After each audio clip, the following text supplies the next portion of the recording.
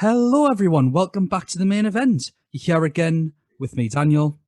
And Aaron. You know who we are by now. Aaron, Dan, you sound a lot less helium-like.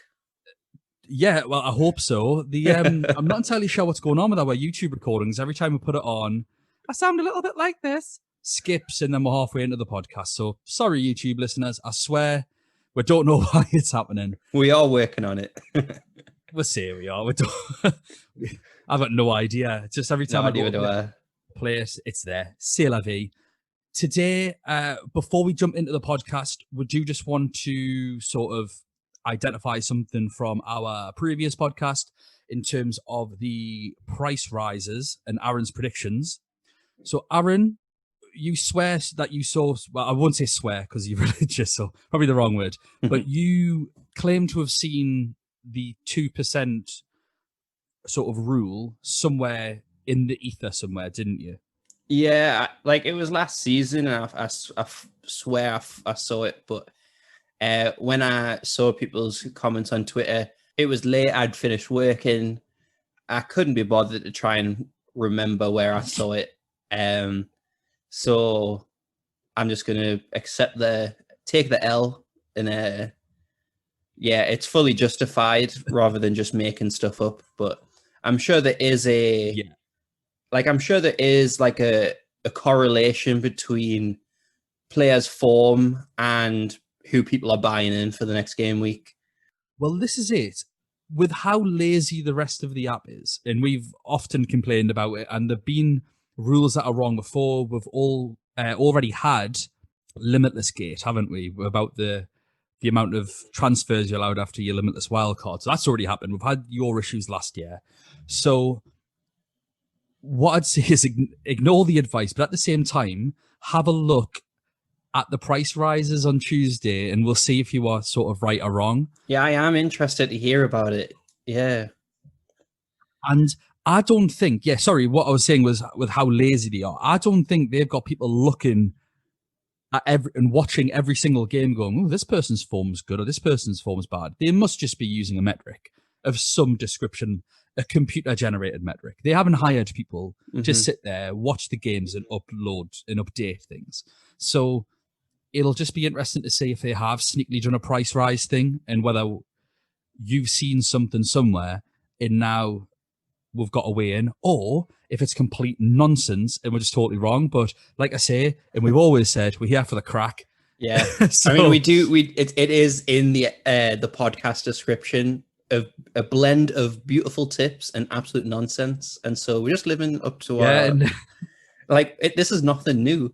But we'll see, because people like Jota, his price should definitely go up regardless of form and the 2% rule. I mean, he's been bought in by 10% of the game up to this week. Yeah.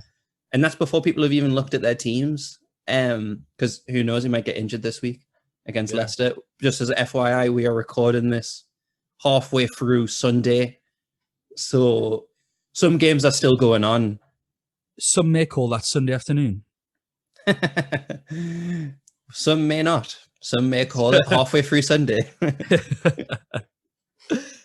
So for today's episode, we have Group A to D, and we are going to give a little preview. So we wanted to sort of break this up into two podcasts. The reason is so that we can talk about each group a little bit longer or not feel so rushed to get through every team. To be honest, there are going to be some teams that we're going to brush over because we are 3 games in and we don't need to talk about them too much.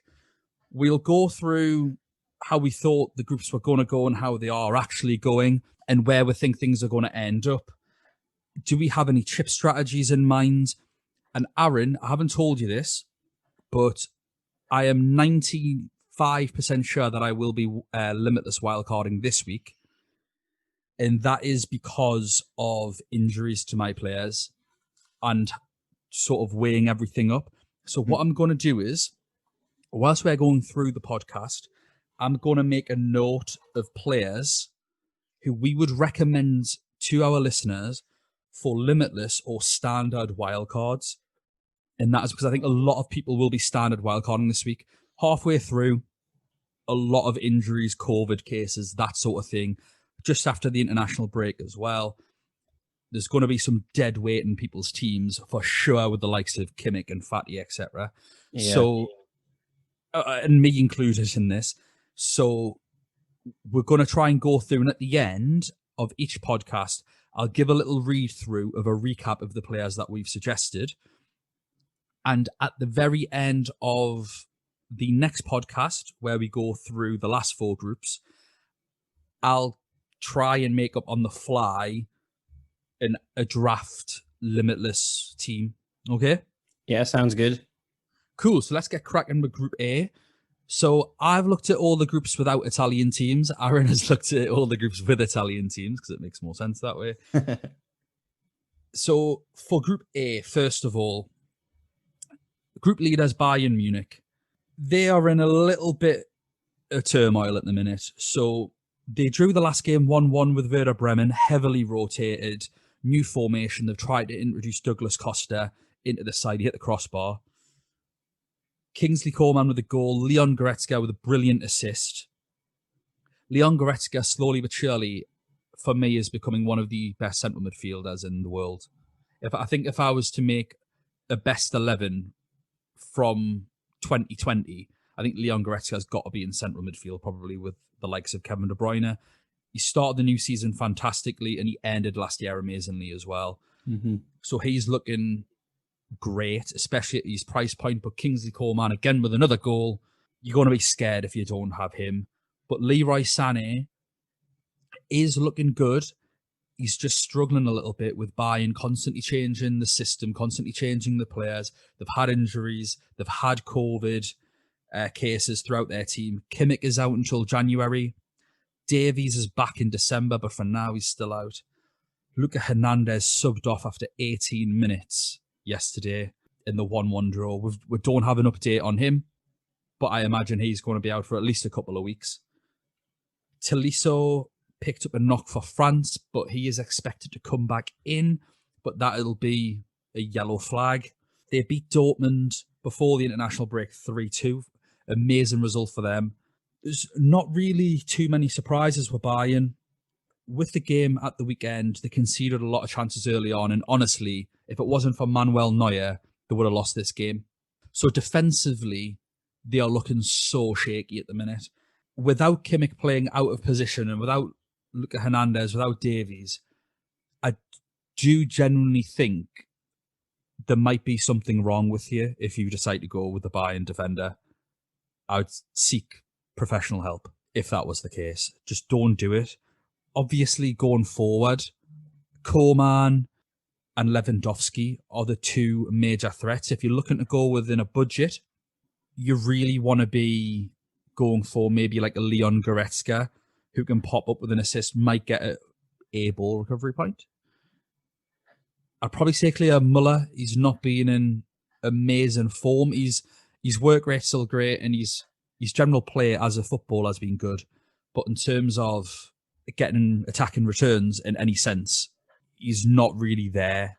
Lewandowski did play well at the weekend, even though he didn't score. It's just the team in midfield was out of sync. They played a 4-1-4-1, which isn't the system that they usually play. And I just don't think it's suited Bayern at all. I can't see them playing like that midweek.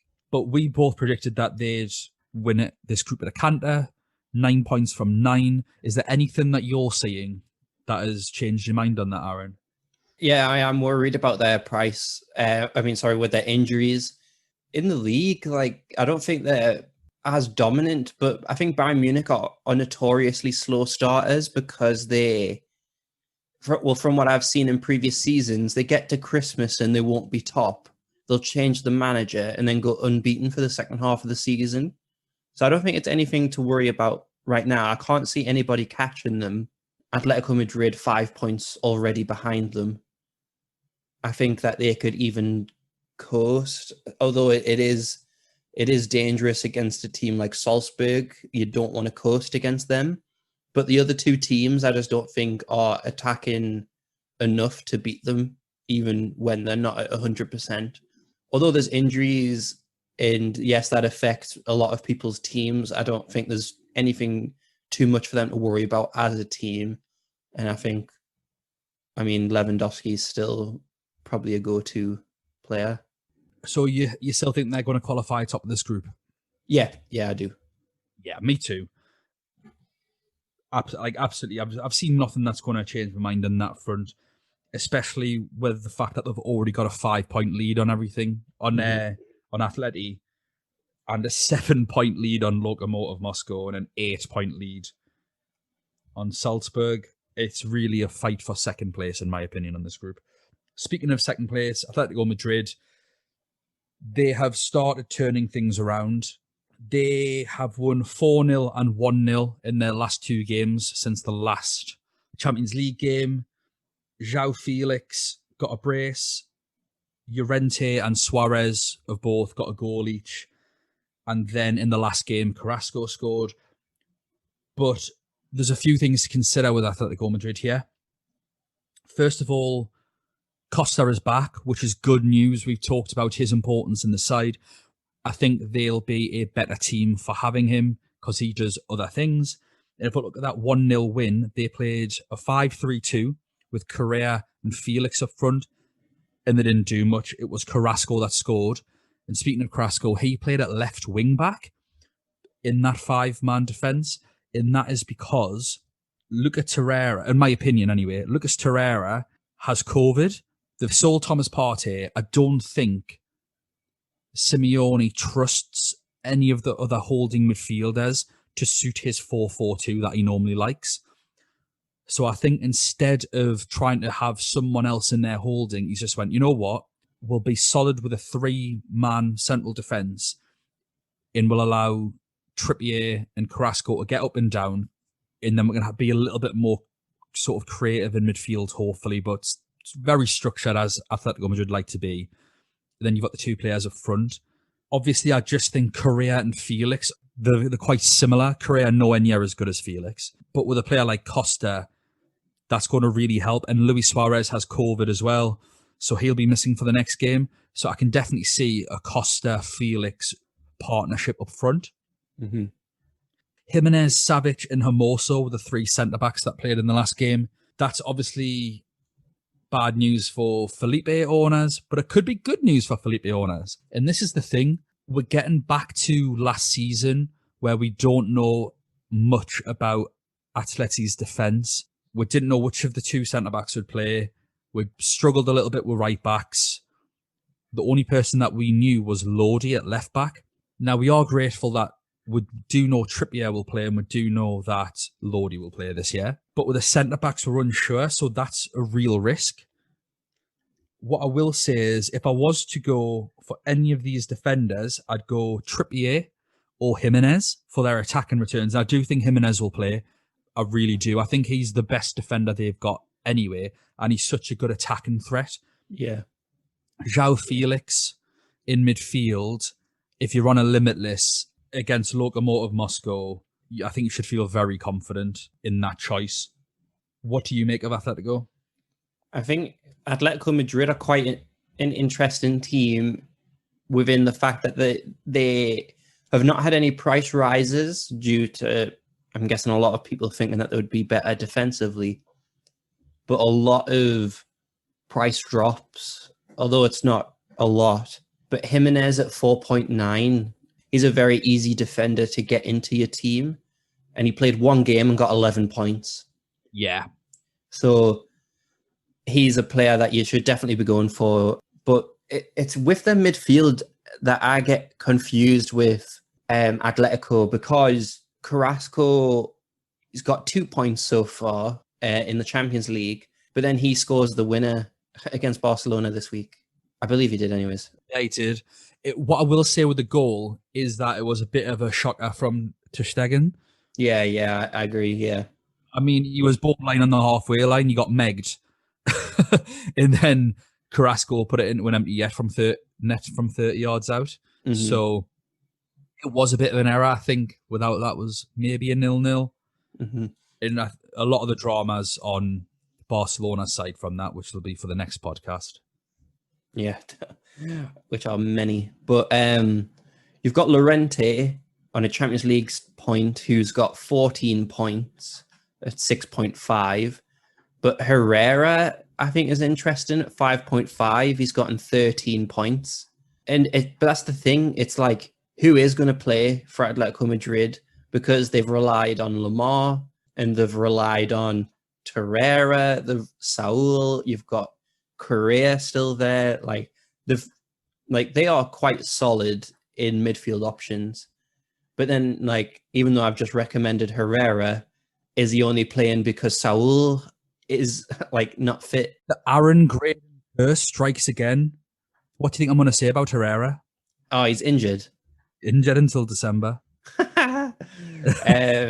Aaron, stop mentioning players. Anytime you recommend someone, I'm going to tell him he's injured. Yeah, he's injured. Also, Kondogbia is not eligible. I know you didn't mention Kondogbia. I'm just throwing that in there. Mm-hmm. Was he a late transfer? Yeah. Mm-hmm. So you're right. It's really hard to be predicting them, but also I just don't think you'd want them anyway. They're so defensively minded that you'd go for Saul, but why when there are other players at different price points that you just much rather have? Mm-hmm. He's a very expensive option. You'd much rather have Kingsley Coman, wouldn't you? Yeah, 100%. Cue a Saul goal. Do you think Atletico Madrid... We said that Atletico would finish third, didn't we? I think I did. Yeah, I said second in mine. So do you still think they're going to finish second? Yeah, I'm going to say, I do think that because they drew against Salzburg, I think the rematch is just in a Simeone tactic. It's kind of, although Salzburg have the upper hand, Atletico Madrid are away. I just think that's a typical Simeone tactic where we'll make sure that we beat local Moscow and we've already, I was about to say they've got a better result against Bayern Munich, but I remember Atletico Madrid just got smashed by them. Yeah.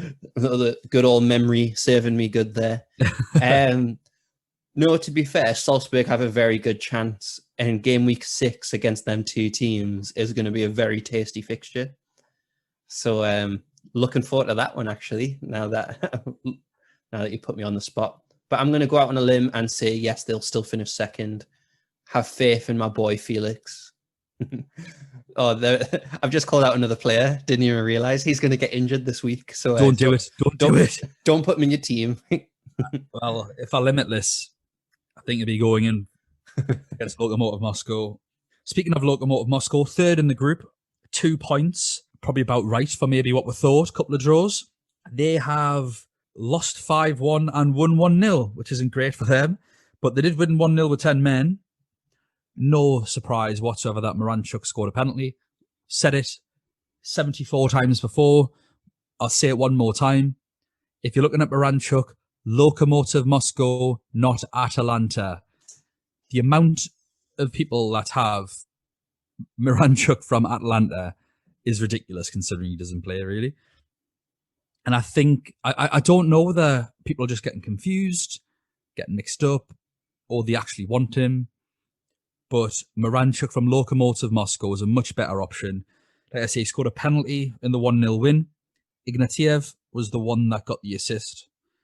Zeluis got a disallowed goal, so it shows that obviously he's still putting the ball in there. I'm not entirely sure what it was disallowed for. I just saw that they'd scored, and then it popped up on my app saying that it was disallowed again later on.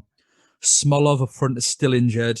I do think really it is just Miranchuk that you look at. I think he's a really good price. He's capable of getting a goal.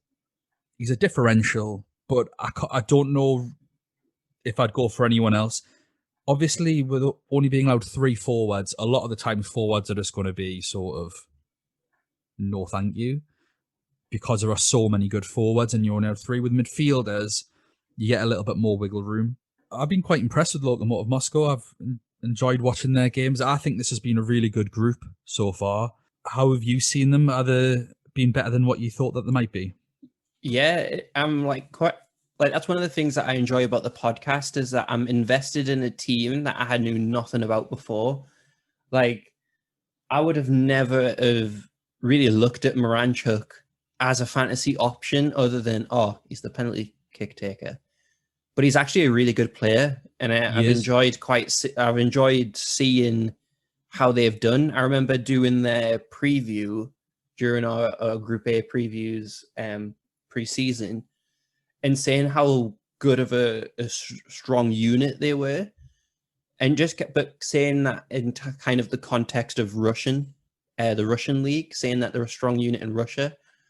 But it's good to see that they actually have made a good jump and made a good attempt of this group, even though the teams around them are a lot better attacking wise. But they've held their own, and I think like I'm actually quite impressed with them. And they're going to be a team that if they come in again in the Champions League next year, Moranchuk is going to be probably one of them players where you put in their team straight away. Yeah. And then we've got Salzburg. So they aren't enjoying themselves with 1 point at the foot of that table. Since the last Champions League game, they've drawn 1-1 and they've lost 3-1, but they massively rotated for that 3-1 loss. Berisha got the goal. Koita got the assist. Daka's still injured. I think for this team, it's the Dominic Szoboszlai show. He's the only one that I think I'd consider at all. And he's fantastic. He is absolutely fantastic. He did play this weekend in the defeat, but everyone else around him wasn't really there. He has got a 25 million euro release clause, so I think he'll be gone in January anyway. Yeah. Kind of like what happened at Salzburg last year. I cannot believe he's still there. I can't believe someone hasn't already paid it and went, yep, we'll have him in January. 25 million euros. When, you know, I know that we always say it, but like if Newcastle paid 40 million for Dwellington, why isn't every team in the league just going, yep, 25 million euros, there you go? Because he's Champions League class. And obviously he's not going to want to go to every team in the Premier League or every team in the Bundesliga. But I think outside of Chelsea, Liverpool, Man City, I think you'd improve every single team in the league. So why the likes of, you know, Man United, Everton wouldn't go for him? Leicester, Wolves, I think all those teams. And then even teams, you know, second and third in the Bundesliga or Serie A, you know, your Atalantas, your Lazios. I think he could do a job for a lot of these teams. And at 25 million euros, I think he's a very, very reasonably priced. And he would be on my wild card list, Dominic Szoboszlai. Bit expensive. I think he's still at 7 million. But how do you think Salzburg have done? I've been disappointed with them with the results, I'll be honest. Yeah, like it's not been great, but I'm quite surprised that Loco Moscow are ahead of them. I know it's just by 1 point, but I wasn't expecting it to be that close. I thought Salzburg would be third and that they would have been the team that drew against one of the others, like Bayern Munich. They give a good account of themselves, but it's kind of like the good attempt trophy. And before, when I was talking about Atletico Madrid, I kind of blanked. Atletico Madrid beat them 3-2. And so I would have assumed that because Atletico Madrid weren't as defensively, like they weren't at the standard that they set for themselves, Salzburg should have done better. I know they scored 2 in Madrid, but you can't be that naive in the Champions League. Like they should have beat that Atletico Madrid team with the players that they have and kind of that fearlessness that they play with. I think they're going to struggle even more without Daka as well. I think he's crucial. And the team's been ripped apart. They've had their front three taken away from them in January and the summer. So it's a big ask for the manager to turn that around. Genuinely, it's a tough one for the Europa League spot between Lokomotiv Moscow and Salzburg, because I think Lokomotiv Moscow are less likely to lose, but Salzburg do have it in them to, I think, maybe get a win, obviously, which is worth the 3 points. I don't think Lokomotiv Moscow have got it in to get themselves a win. I think their ceiling is to get draws. So I'm going to say Salzburg are going to nick the Europa League spot, maybe against Lokomotiv Moscow in their game. Yeah, because that's game week 5. It's going to come down to that game, and it's in Moscow. So, I mean, Salzburg will have to come out and try and make like the first attacks. And I mean, that's well in their capability of doing that. But that's where Moscow being so sound and organized. But I actually think it'll be the opposite. I think because there's going to be fans in the stadium in Russia, I think it's going to be more of a case of a bit like the Zenit Bruges game, where Zenit had to come out in the first 20, 25 minutes, come and play, huff the puff, they couldn't break the door down, and then Bruges grew in confidence throughout the game. I can see that happening in this game where Lokomotiv Moscow are going to have to huff and puff and see if they can break the door down. But either way, I think they'll be open then to Salzburg's counterattacks. So I think Salzburg will go to Moscow and win because weirdly enough, I think the crowd will work against Moscow, which is odd for a home game, but it's not like there's, 40, 50, 60,000 of them. There's 10,000 fans and you'll be able to hear what every single one of them are saying if Moscow just sit back and defend at home. Yeah, I can see that, to be fair. It is going to be close with them as a game. It's one of the early kickoffs. I might actually try and watch that one. So Group B, do you want to talk us through Group B? Yes. I would love to. So going down the table, currently as it stands, Mönchengladbach first with 5 points, Shakhtar second with 4, Real Madrid third with 4 points, Inter Milan with 2. And I wanted to say that because this group is so tight that if Inter Milan end up beating Mönchengladbach, anybody can qualify. And I thought that this group was really, really interesting. As of recording, Inter Milan are still playing. They've got 5 minutes left of their losing game. 1-0, aren't they? So as you were finishing talking about Salzburg, as you started talking about Salzburg, it was 2-2. Okay. And now it's 4-2 to Inter Milan. Wow. So they've scored 2 goals in the last 5 minutes against Torino. Seeing that we're on them, I might as well just go on and talk about them and maybe get a live reaction to the score.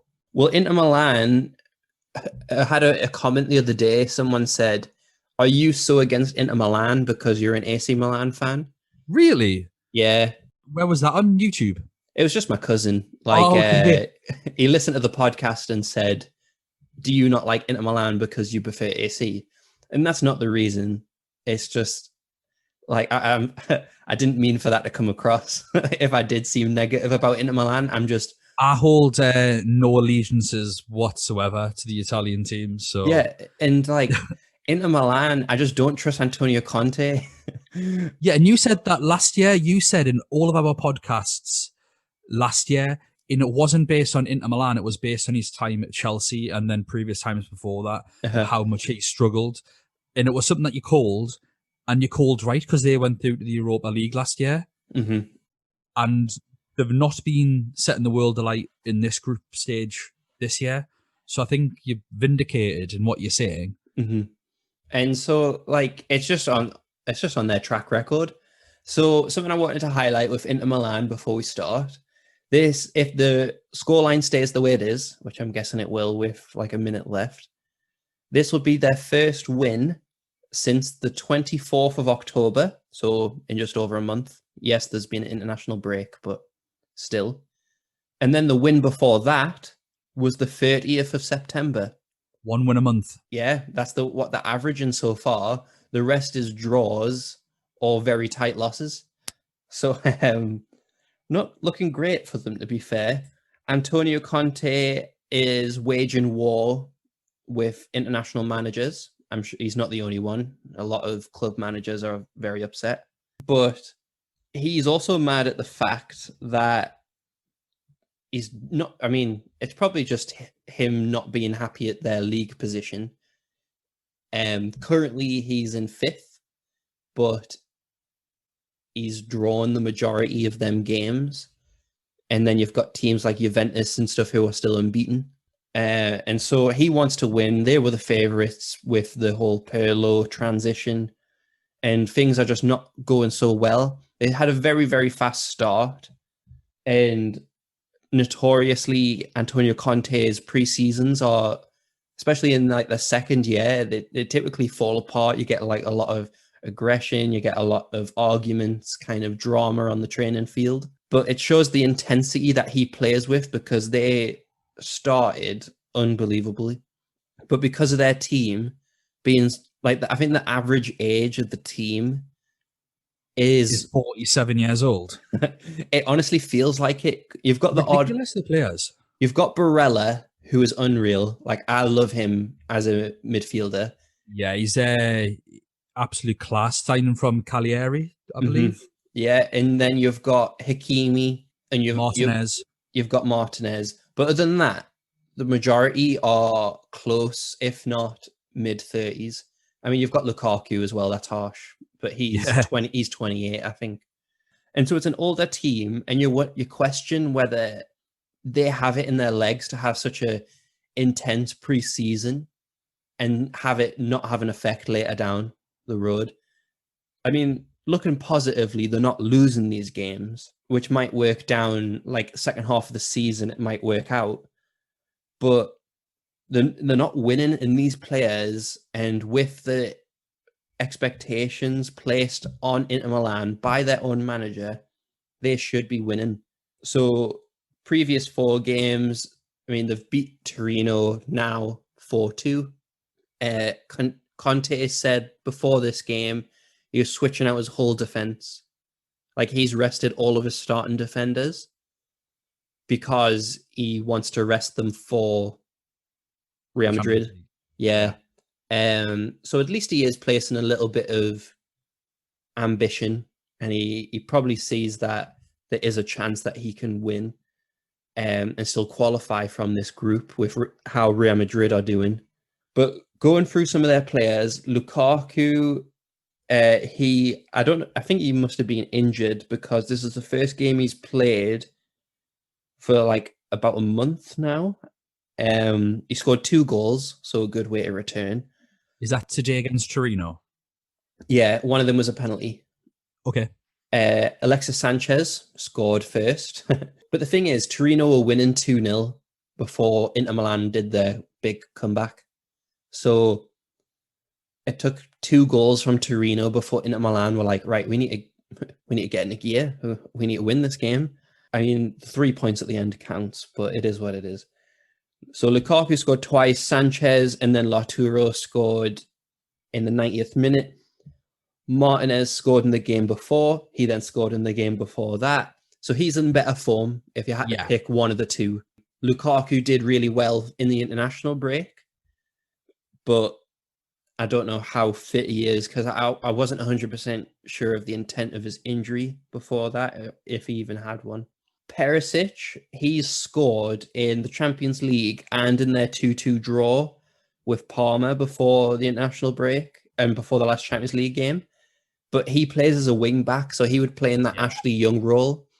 So as a midfielder who is quite pricey, you can get your ball recovery points looking at it from a positive standpoint. And he scored 2 goals, but him and Ashley Young constantly switch. He was brought on as a substitute against Torino, but I don't know how he will do against, if he'll be able to score again against Real Madrid, but I'll touch on them after and why he'll have a good chance of doing that. I think what most people want to maybe hear is maybe someone like Hakimi. Like, should we be putting Hakimi in? Because Hakimi and Perisic play the same position on either side, but Hakimi's class as the defender, and is cheaper, whereas Perisic is a more expensive midfielder. So Hakimi last year was as essential as we're really allowed to say someone is essential in terms of defenders for the group stages. He's not showed that this year. We've had 3 game weeks. Should people be putting him in the team? I would say yes, because if you do compare him to Perisic, they play in the same position. Hakimi's cheaper, and he's less likely to get subbed, in my opinion, because Perisic, because of his age, will probably get subbed for I was about to say Asamoah, but he wasn't in the 25 Champions League squad. The Ashley But Young, I Ashley imagine. Young, yeah, and you've got Ashley Young, and you've also got Kolarov. So you've got three left-sided centre backs compared to Hakimi, and he's kind of just out by himself. The only person who would pose a challenge to him would be D'Ambrosio, but he plays as the right-sided centre back. So Hakimi's safer, he's cheaper, and he's attacking, and we know his track record. So I would say, yeah, if you had to choose between the two, get him in, and especially with all the other defensive injuries, get Hakimi in. Do you think Inter are going to qualify? Oh, So this is a yes or no question. This is yes, Europa League bottom. Europa League. Europa League. Yeah. Me too. I think we'll finish Europa League. Yeah. We'll go with the group leaders now, Mönchengladbach. Yeah. So Mönchengladbach, they drew this weekend. I don't know if like the 6-0 has kind of like skewed things for me, but overall, from what I've seen from them in the Champions League, they play very attractive football. And I've loved watching the highlights, but it seems like they can't really replicate that in the league as much. Well, for this weekend, they rotated quite a lot. Thuram and Play didn't play. The midfield was similar. Like, they played a strong midfield. And the defense, nothing too crazy in the defense, but... Yeah, but I think Thuram and Play are the aces in the hole. Yeah. Thuram came off the bench and Play wasn't involved at all. Yeah, and I think that is resting people for this week, because if they beat Shakhtar, they're in a very, very good place before facing Real Madrid and Inter, especially knowing that Real Madrid and Inter play each other. Only one of them can make ground, and if they do draw, then they're in an even better position. And so Mönchengladbach are, I think, are in the strongest position. Well, you would say that with them being top, but they're putting everything into the Champions League. And I mean, going off a game a few weeks ago, they beat Leipzig, another Champions League contender. I think that they're in a very strong place. And like what you said, Play and Thuram, very affordable strikers who went crazy last time. If you are on a wild card and you want to get better midfielders or defenders in your team, that's probably the best budget. 8 million is a budget, but they're the best budget strikers in my opinion. It's because they play so well and so attacking, and against a team that they've just beat 6-0. So is there anything you want to add to that? I think the issue for me with Mönchengladbach is trying to squeeze those forwards in. Yeah. So on a standard wild card, I think they're borderline a must for the price point. Play is the cheaper of the two, so maybe him. The only real competitors to Play are obviously Thuram, Alejandro Gomez, who, yeah. You've then got Traore at Ajax, who didn't play the last game, so he's a rotation risk, but if he does play, he's been banging them and he scored again today. Mm-hmm. And then you've got Moise Kean at 6 million, however much he is at PSG. And then you can go with your two big boys up front in Morata, Ronaldo, Haaland, Messi, Lewandowski, Lukaku, something like that. So you can have like your two big players, and I think it's Player's price. He fits perfectly is that third striker position. So if you're limitless, I think if you wanted to get on the Mönchengladbach hype train for Shakhtar, as I'm trying to do, I think Benzabani at centre-back is a really good shout. And then I'd be looking at Mönchengladbach midfielders. In Stindl's return in the last game fills me with the most confidence. Mm-hmm. But they do have Hoffman and Herman, I believe. So I think have a look at those three in midfield, because they'll do for a standard wildcard team as well because of their prices. But I think if I was standard wildcarding, I'd rather get play up front. One of those, isn't it, really? Because Moise Kean, I think it's 6 million is incredible value. Yeah. The thing with So, Stindl is that he's been in good form. He scored twice against Leverkusen, and he scored in the last game against Shakhtar. But looking at, he didn't play in the first game against Inter. yep. He played 79 minutes against Real Madrid, and then played 69 minutes in against Shakhtar. So you've got that substitution risk with him. Yeah.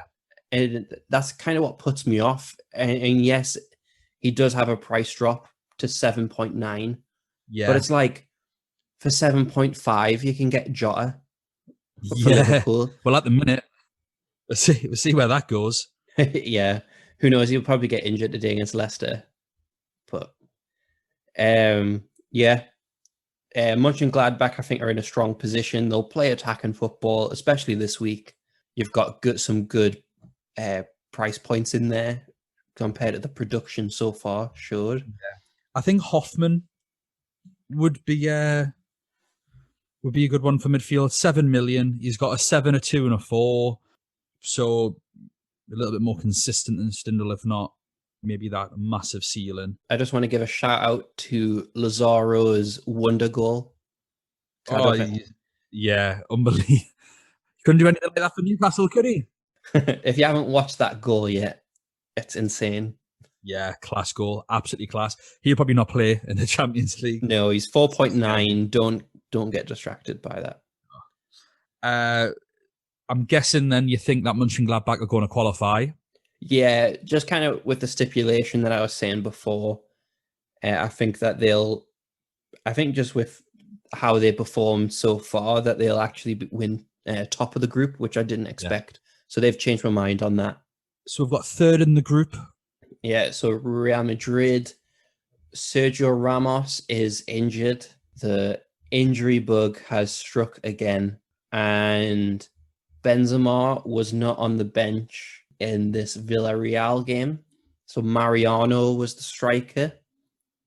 Although there was a lot of rotation in midfield, but I think that's because of the amount of injuries that they have, to be fair. You had players like, you had Hazard, Odegaard, and Lucas Vasquez, playing right mid.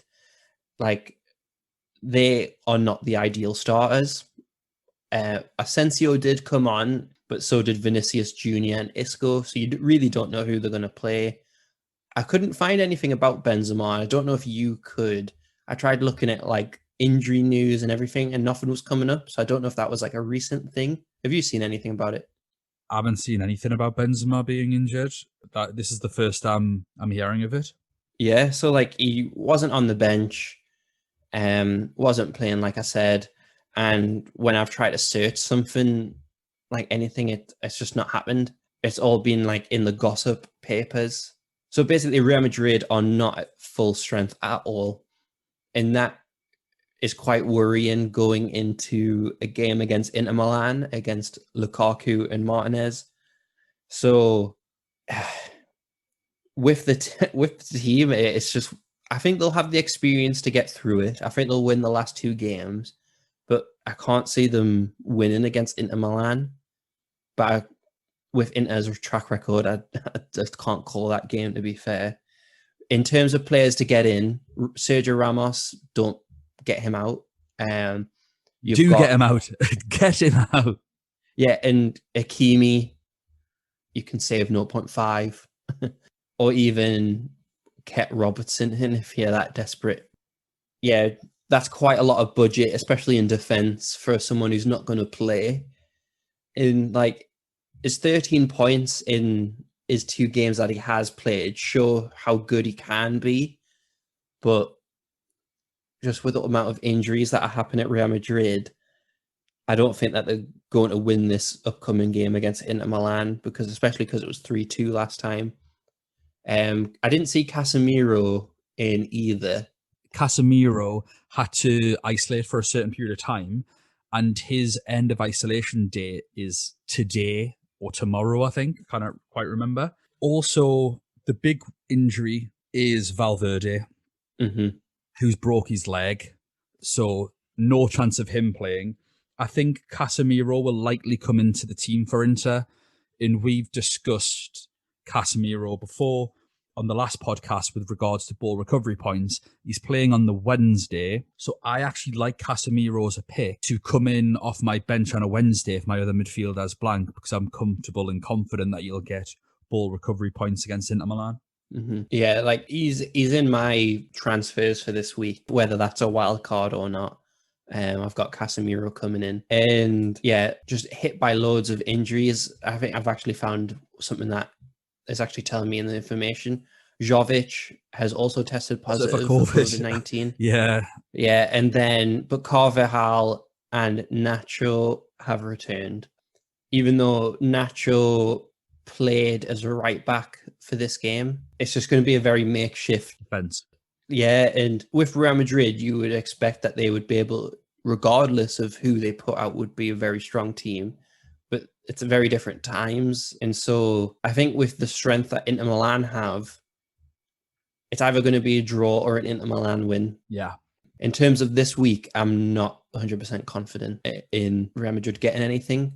Hazard could potentially play if he hasn't got injured in training. Don't say anything, Aaron. Don't jinx. It's hard to talk about teams without talking about players.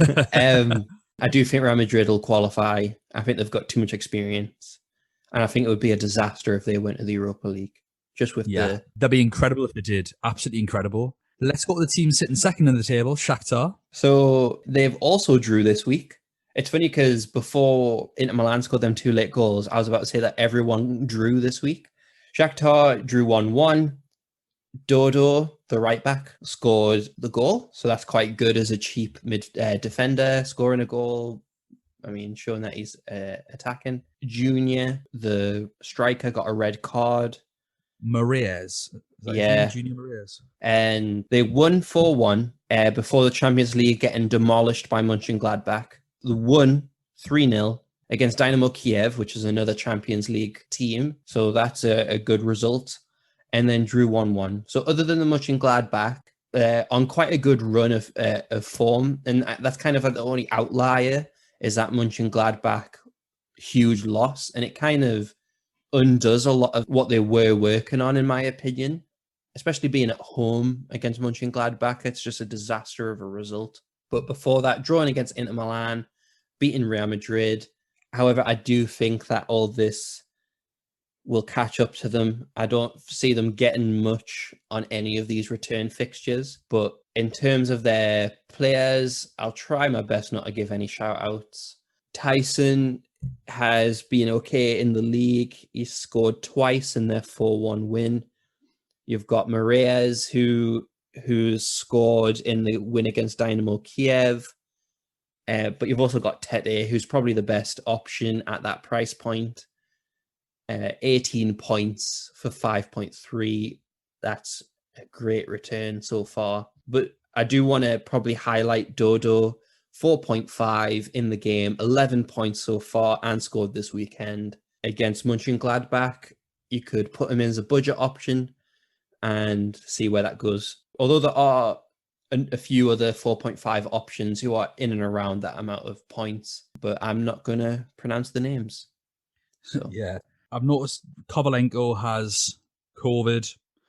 I don't think he's back until next week. Kornienko, the left back, has torn his ankle ligaments, so he's not back until January. So they do have a couple of issues there, which are going to make them weaker. Tete is probably the one that you would go for, but most of his points came in the first game. I've not seen anything really from him since that's made me think, yeah, I need to get him back in. I was playing around if I did do a wild card.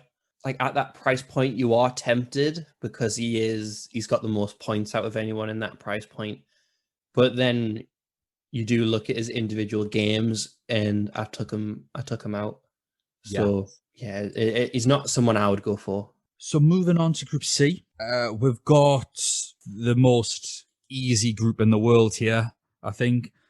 We've got Manchester City, who are comfortably top with 9 points, FC Porto with 6, Olympiacos with 3, and Marseille with a big fat donut. Man City have the opposite league form to Champions League form.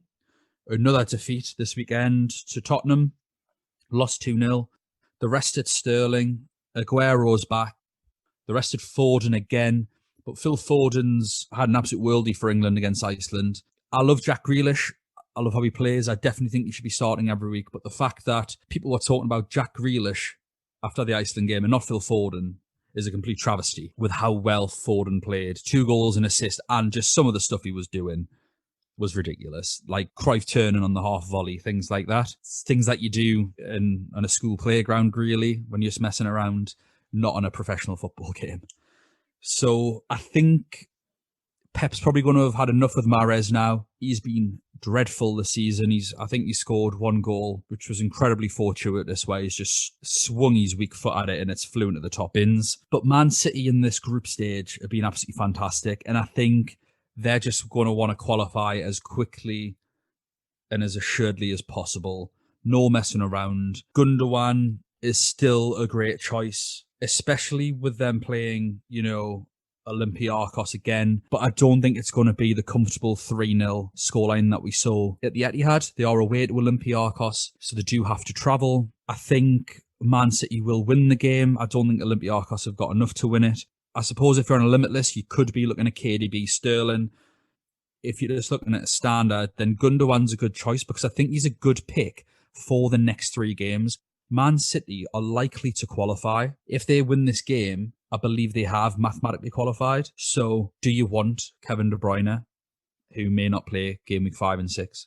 Probably play, to be fair, I think Pep will play a strong team either way against Porto because he's going to want to finish top of the group. Game week 6, God knows who he's going to play. No idea. Absolutely none whatsoever. Ferran Torres is in great form in the Champions League, better form than in the Premier League. So that hints that he might get another start. But realistically, now that Jesus and Aguero are back, I can see one of those 2 playing up front. I can definitely see Sterling playing in this game. And I can probably more than likely see Phil Foden playing in this game. De Bruyne, Gundogan. Again, more fool me for trying to predict Pep Roulette. But it does work out sometimes. If you are on a limitless, then Sterling would be a great choice. And if you're on a regular, I definitely think Gundogan's quality for his price point. I wouldn't really look too much further than that. Defensively, sure, why not? Take your pick. Their defense has been Zinchenko, but I think he's injured now. So I'm not sure who will fill in at left back, whether that'll be Cancelo again, but Cancelo or Walker are the 2 first choice fullbacks. Mendy might be back. I'd probably go for one of the centre-backs, to be honest with you, Laporte or Diaz. John Stones could get another game with Ake injured. But Edison, if you are looking for a goalkeeper on a limitless, I think Edison's one of those. You know he's going to play, and they're likely to keep a clean sheet, to be honest, against Olympiacos. They lost 2-0 against Spurs, who are genuinely an excellent team. We've seen how good they are. Man City are a bit all over the place at the minute, but Kevin De Bruyne owners have been rewarded by it. It's a bit like Bruno Fernandes in the Premier League this year, where if you've got him, he's rewarded you despite the team's performance and results. And that's what we've got to remember. This is a game about individual players and not teams. So as out of sorts as Man City have been in the league, they've done well in the Champions League, and Kevin De Bruyne in the Champions League has been returning. What have you been making of Man City? I 100% agree with you with Gundogan. I think he's such a good option. And from doing this podcast, we were able to see that he plays every single Champions League game. Now that I've said that, he's probably going to be rested. Yep. But a game week 6, Man City young players look very, very good to get in. I think that Torres will be good for game week 6, Foden, stuff like that. So I agree with you that De Bruyne and Sterling are probably good for maybe 1 week. So perfect for a limitless. But if you're normal wild carding, I would just wait until the knockouts, to be honest, on them, because you have unlimited transfers between the knockout, like between the group stages and the knockouts. So I wouldn't waste your wild card on it. I think Pep's focusing on the Champions League this year. It's the trophy that he doesn't have. It's the trophy that he gets the most stick for because he hasn't won it since 2011, I want to say. I think that was the last time he won it with Barcelona. I mean, it's a joke that you got to say that, oh my God, he hasn't won the Champions League in 10 years, when 99.9% of coaches have never won the Champions League in their lives, and he's won it twice. Mm-hmm. So, I mean, if you put it into context, it's absolutely ridiculous that people say these things. But for a manager of Pep's stature, who is in the debate of greatest managers of all time, that sort of debate, whether you agree or disagree, is entirely up to you. He is in the conversation. And the one thing that always knocks him down is couldn't win the Champions League with Bayern, hasn't been able to win the Champions League with Man City. So I think he's prioritising that, especially with how all over the place the league is this year. I think the league will be won this season with like 84 points or something, 79 to 84 points. It's not going to be the 99, 100 points that we've been seeing over the last couple of years. The next team, FC Porto, they've won their last two games, 3-1 and 2-0, but the 2-0 win was a cup game against considerably weaker opposition. Chancellor Mbemba, Oliveira have been in the goals. They're the two players I really, really wanted to highlight. Oliveira, 6.5 million. He is the penalty taker. 17 points in his last two games. So the game against Manchester City, he didn't fare too well in, which is understandable. Pepe is injured for Porto, and Luis Diaz is a 7 million midfielder on the game, but he's been playing up front, midfield, attacking midfield. He's been playing all over the shop, and he's got some really good returns. So you could go Diaz. I think Oliveira is a really good choice. 6.5 million for a penalty taker in a team that are expected to win two of their next three games and can still give Man City problems. I think that would be a good way to go, especially if you are looking for, again, more budget type players. A lot of premiums are injured, so I think people are less interested in budgets. The likes of Kimmich, Trent being injured, Ramos. I think obviously the value of defences is now going down, whereas it started off really big and was sort of agreed that big at the back was actually an excellent choice with how out of position they were in ball recoveries. Joe Gomez, 5.9 million, now injured. Van Dijk injured. So people may just want to be ploughing more money in, but if you are looking for budget players, I think Oliveira is probably the best choice. But Luis as a differential and playing out of position would also be excellent. Not much to say about the teams footing this group. Olympiacos have won 2-0 and won the derby with Panathinaikos 1-0. Fortunas with the goal. I think a lot of people have got Sarr in their teams because he's 4.5 million euros as a backup. I totally understand it. And if you want a wild card and you want a 4.5 million euro goalkeeper, stick him in. To be honest, can you see him getting a clean sheet in any of these three games? Maybe against Marseille. Maybe. So it could be worth having him in for that game. However, if you are just wanting a budget keeper, just pick one of the 3.9s that aren't going to play because they'll be just as worthy in the end as your 4.5 million goalkeeper. But I think the Marseille game is the difference there for him, where he could get a clean sheet against those. Marseille won their last game against Strasbourg 1-0. I mean, a tiny little town in the east of France who are more famous for making beer than they are for playing football. Sanson with the goal. Marseille are dreadful at the minute. I really like Porto's chances against them. I think they're going to finish bottom of this group. Olympiacos in the Europa League spot, because I think Olympiacos will draw or beat them again. Porto in second and Man City first. What do you make of it? I agree with you 100%. It's kind of like a dead group. It's kind of annoying that this group is sorted itself out so quickly, and literally the only excitement is Man City versus Porto. And even then, it's not even much excitement because you would expect Man City to win it. Although it was a good, entertaining game the first time round. Yeah, the first one was really good. I enjoyed it. But it's just kind of one of them where it's like, well, there's no drama in it, and it had the potential of so much more. Yeah, I just agree with you that it's just kind of a dud match between Olympiacos and Marseille. I wouldn't even put any of them in my fantasy team, though. That's the thing. Yeah, I think I'd be looking at Porto, Gundogan, and if you're limitless in, KDB, Sterling. Yeah. Spot on. Mm-hmm. Group D. You want to talk us through Group D, Aaron? That's the last group of our podcast today. Yeah, so Liverpool, we need to start with them. What a crazy international break and couple of weeks this has been for Liverpool. Absolute madness. They must think a conspiracy is... Did I big Liverpool up at any point? Maybe that's the reason why there's so many injuries. I may have put too much praise on them when they beat Atalanta 5-0. Maybe that's why they're all injured. But at the time of recording, I don't know what their starting 11 is going to be for Leicester.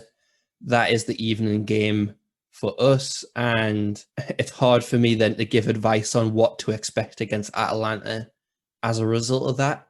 I do think it's quite cruel that the majority of Champions League teams played on a Saturday and then Liverpool have to play on a Sunday night. Madness. Like, what is going on with whoever's making these fixtures? What's going on? Are they thick? What do they do? What? I don't get it. I mean, you've got one job. It's pathetic. You probably get paid an extortionate amount of money to do the most basic, banal thing of just making fixtures. Like, why isn't there a template? Why don't UEFA have a template so that it's a fixed metric? If you play on a Tuesday Champions League game, you must play your league game on this date at this time. If you play on a Wednesday, you must play on this date at this time. Yeah, I know that obviously it makes no TV sense. money comes into it, but so what? Someone's got to play then. Just swap the other teams around. Mm-hmm.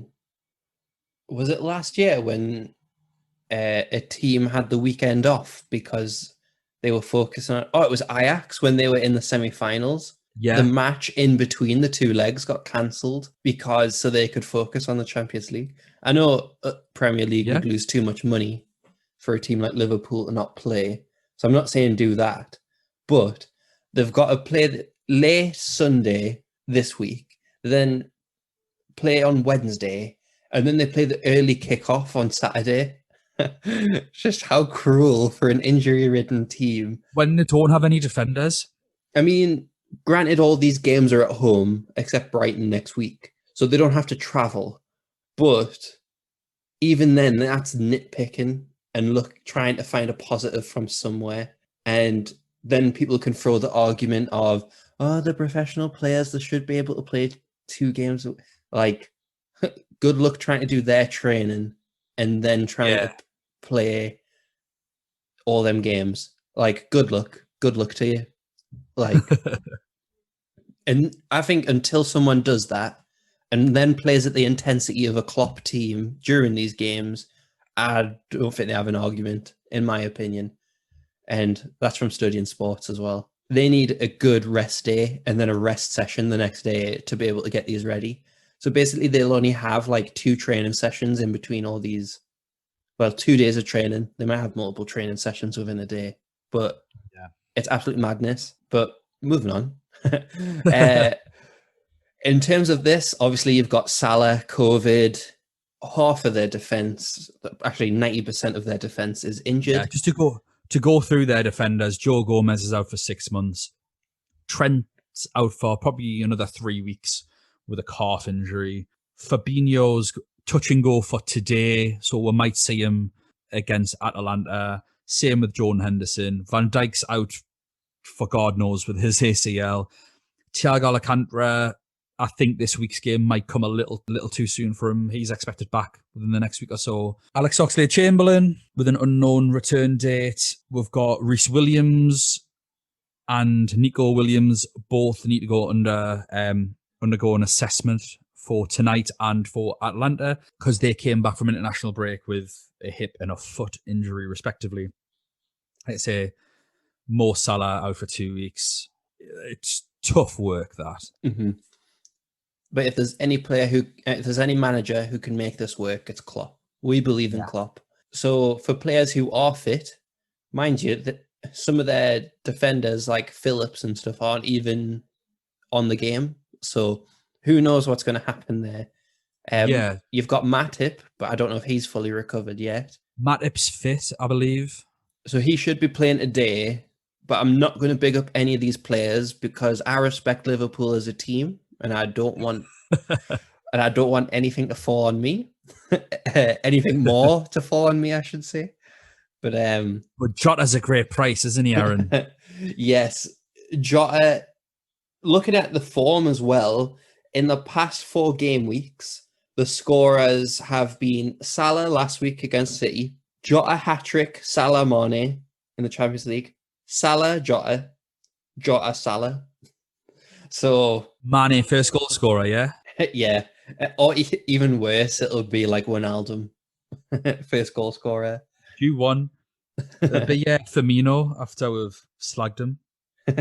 So that it basically the thing that we're trying to say is that this isn't going to be a full strength Liverpool team. You all knew that coming into it. However, that because of that, there's going to be some interesting budget options to get against Atalanta. I'll touch on them later, but they are not the same team as what we were expecting. And so you've got some really interesting budget options. Like I'm really considering Curtis Jones, 5.4. You're going to have some makeshift back who against Atalanta who will come at you attacking. They're not very clinical right now, so you're going to have lots of ball recoveries. So that's very, very nice. A cheap ball recovering defender. And who knows about up front? Mane is a very good option because we'll see how he does today against Leicester. But I know in FPL, he's one of the most captained players this week. And although it is where Salah's at home, Mane's away, isn't it? That's kind of how it goes. That's the consensus. I don't know how true it so actually it is. I mean, both of them are unreal. But the game is at Anfield. So if you do believe in all of that, don't go Mane. I still think that Liverpool are strong enough to win. And I do think that if you are making a transfer and you're looking to get in a midfielder, you have to go Jota, in my opinion. And just a reminder, we're recording this before Jota's injury for Leicester. So, yeah, that's all I want to say before anything else comes back on my jinx. Are Liverpool still qualifying top of this group, Aaron? Yes. Jump straight into Atalanta. Let's go with them because they're playing Liverpool. Yeah. So they drew 0-0 this week. I did say in the previous podcast not to pay attention to it too much. However, I wasn't expecting to play a full strength team against Spezia and drew 0-0. I just wasn't expecting that at all. I was kind of predicting a second string team so that they could focus on Liverpool. There's been an interview where Lamas, he has come out and said that we didn't play the best of our ability. And I think, well, who paid you to make that analysis? I mean, we should have him on this podcast.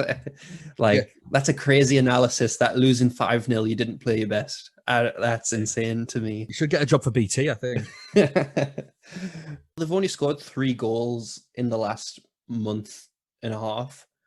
You've got Muriel, who scored twice. And then you've got Moranchuk, the other Moranchuk who scored for them. So, but don't read into that too much. He probably won't play. Pasalic was rested, wasn't he? So he might be in line. And especially with how the manager's sort of been having a go at Ilicic recently about his fitness and form, I think Pasalic could be in. I've got to be honest, Aaron. Obviously, I mentioned at the beginning of the podcast, we're talking about me needing to wildcard this week. And that is, there are 4 players. So one, obviously, I've already mentioned Fatty, I've got, and I've already mentioned Kimmich, who I've got. One player that I'll mention on the next podcast is my goalkeeper, Bunu, who has COVID, spoiler alert. But the other one is for this team, and that is Sportiello is no longer first choice goalkeeper as Galini's back. Yeah, that I was about to go on. And that's that. You've got Galini, expensive goalkeeper. Well, more expensive than Sportiello. He has had a price drop. You've got Romero, who's back. He's now a 4.9 defender. So for those who got him in as a 4.5, great. But against Liverpool, 4.9, he could do something. He does have a lot of ball recovery points. So these players are coming back. However, Hatterbauer is not in the team. So you're going to have to change him as well. Why isn't he in the team? Yeah, because I hadn't seen anything. I just realized that he wasn't in the team and he wasn't on the bench. So he potentially might need change. However, I know that we did have to choose between Hatterbauer and Gosens. Gosens that extra 0.5, and he played a game less, and he already has more points than Hatterbauer, only by 1, but still 10 points in 2 games played. Not bad, that. Yeah, so 5 points. You would take that from a defender. 5.5 is a bit expensive, but Ramos had 5 points a couple of games ago, and we were all happy. So Yeah, 5 points is terrible. Not yeah, great. It'll get you along. And Gosens, I mean, against the Liverpool makeshift defense, could be a good option. Good for Limitless. If James Milner's playing right back for Liverpool, like he's expected to tonight, Gosens down that left side, I think is going to have a lot of joy just because Gosens is quite quick. Mm-hmm. So I can definitely see a Limitless team with Gosens in as a punt. Are they playing the Tuesday or the Wednesday fixture? It's the Wednesday, isn't It's it? reversed, yes. So they play Yeah. Wednesday. I think it's too much of a risk. You don't want to be bringing in Gosens thinking, you know what, I need to make up some points here. If it was a Tuesday punt, fantastic. You want something a little bit more stable for your Wednesday fixture, I think. Yeah. Do you think Atlanta are going to qualify from this group? No, I think it's going to be Europa League. To be honest, I think with their form in Italy, just nothing's clicking. I mean, they did this last year. They didn't win the first 3 games and still qualified. But I just think that Ajax are playing too well compared to Atalanta right now. So I think Atalanta will get Europa League, unfortunately. And there goes my team. There's my I'm in the fan league. Yeah, so it'll be sad getting a constant reminder that they're no longer in the tournament. Keep our fingers crossed for them, Aaron. Yeah, we will. We believe in them, but it's not looking good right now. A team that are in great form, Ajax. They're playing so good. Like, they're just an unbelievable team to watch. Like, so good. They won 5-0. Traore, Neres, Labiad scored twice, and Tadic. They play Midtjylland this week. Really good for wild card and Limitless alike, or even just a normal transfer, to be fair. They're quite affordable and quite easy to get into your team. So their defensive record is quite good over the past few games, although they did concede to Midtjylland. And it's just, I think that what the only risk is that you don't know which attacking asset to get in. I don't know if you feel the same. Like, you've got Tadic, but Traore at 5 million, he's been in good form, but will you want him to take up a forward spot for someone who he might not even play? Well, that's the thing. What I will say is, if we're looking at the substitutions today, him and Daley Blind were taken off after 70 minutes, and Dusan Tadic was taken off after 63, which is looking positive for them maybe getting a game. Labiad, unfortunately, I think will miss out despite getting a brace and an assist today because he's a super cheap midfielder. So, bit gutted about that. You're right, we don't know who's going to play. If it's going to be Neres, Anthony. Tadic, I think, is pretty nailed on to play. So I think if you are limitless and you wanted a player in there, I think Tadic would be the one. I also think Onana as a keeper would be a really, really good option. And then even one of the defenders, whether that be Blind, Shears, Mazru, or Tagliafico, I think all of those would be good choices for a limitless wild card. Whoever's the most expensive, really. Mm-hmm. Tagliafico, I imagine. Yeah, he is, yeah. So the issue I'd have is, on a standard wild card, the only one I'd really want is Traore, and that is because of his price. He would allow an extra premium midfielder, which I think for a team like Chelsea, maybe, how they've got a lot of £9 million midfielders, I think that money could come in handy there. So Traore would be a good choice up front, because I think he's going to play against Midtjylland. We don't know how weak Liverpool's defence is going to be for the game after, but Trent's not going to be back. Van Dijk's still out and Gomez is still out. Mm-hmm. There has been reports today that Schuurs for Ajax is the go-to option for Liverpool, and they've just been set their price. So the price has been sent to Liverpool. Not any figures on like how much it is, but apparently he's their go-to January option. Okay. So just a bit of breaking news breaking gossip, I guess. Because, I mean, that's all it is, isn't it? It's all just gossip. Yeah, absolutely. So, but he's not a bad option, to be fair. I expected a bigger name, but that's not Liverpool's way. Yeah. Fair play. I think I don't know how much he is. 4.5. 4.5. Yeah. I think that could be a great purchase. We'll know by then anyway. But for the group stages, to be fair, if you're going to stand at wildcard and you wanted an Ajax defender, Shears would be good because he's 4.5. Yeah, and then may potentially switch to Liverpool for the knockout stages. Yeah. Midtjylland, I'm guessing, was saying nothing other than if you're going to wildcard, could just is a great ball recovery option. Yeah, that's literally the only thing that that's the only thing I had to say on them, to be fair, was could just. Yeah, I think Dreyer is a good player if you want to go super differential, or you're Scandinavian, or you just want to have a lot of fun. Feel free to go him. But I think if you want to play the game sensibly, could just at 4.5. We talked about him in the Ball Recoveries podcast. I wouldn't have any dramas going with him, especially if he's playing on a Wednesday night, which he is. Just putting him in for a midfielder that's going to blank, I think that would work really well this week. So I think he's a good choice. If you're limitless in, I still think I'd rather have Casemiro because he'd be a good Wednesday midfielder. Yeah, I agree. But if you're going on a standard wildcard, I think could just a really good option. Mm-hmm. And that's it for them. I can't see them qualifying, and I think Ajax will finish second. With each game, we'll just quickly run through maybe what we think the scores are going to be before we end this podcast. So all these games are on a Wednesday. Should probably mention that earlier. I didn't realise that A to D were all a Wednesday. There you go, always learning. Well, they normally switch because these were the Tuesday games. Yeah, but I mean, I didn't realise A to D were all the same day. No, neither did I. Yeah, there you go. Shows how much we look into these things. So we've got Olympiacos versus Man City. What's your scoreline prediction for that? I think Man City will win 2-0. I'm going to say 2-0 as well. Mönchengladbach versus Shakhtar Donetsk. I think Mönchengladbach will win 2-1. I'm going to say 3-0. Liverpool versus Atalanta. I think Liverpool will win 2-1. I'm going to say Atalanta 2-1.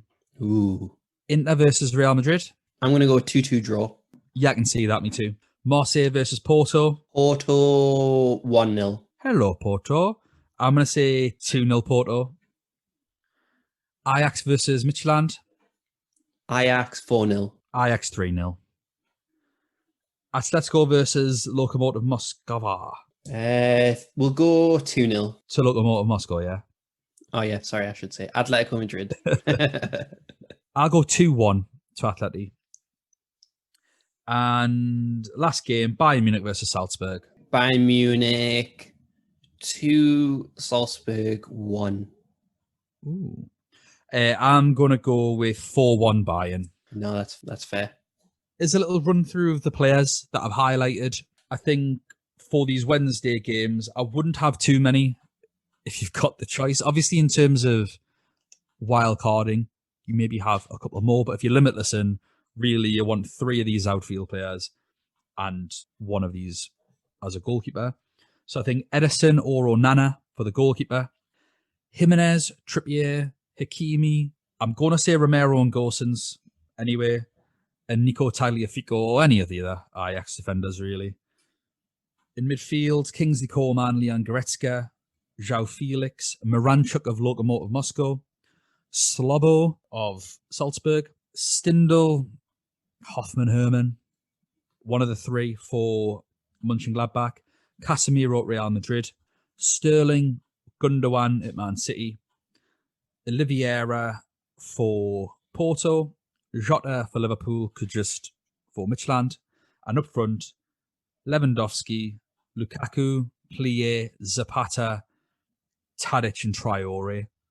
They'd be the players that I'd be picking out of a pool for these Wednesday fixtures. Any disagreements there? None. Easy as that. Nice and easy, as Cameron says. We never disagree. There's no disagreements. Just wait till the next podcast. I'm joking. I don't even know. Shut up, Aaron. You're wrong already. Well, thanks everyone for listening. You can get us at UCL Fantasy Pod. Aaron, do you want to give your Twitter account just so that people can give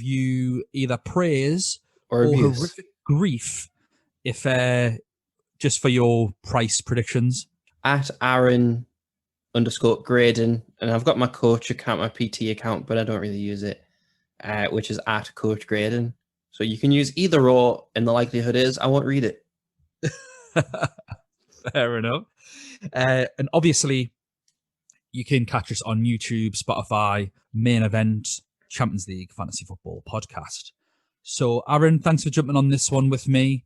Everyone, thanks so much for listening. We'll be back with part 2 or part 3, if, as Aaron included, our ball recoveries podcast as part 1.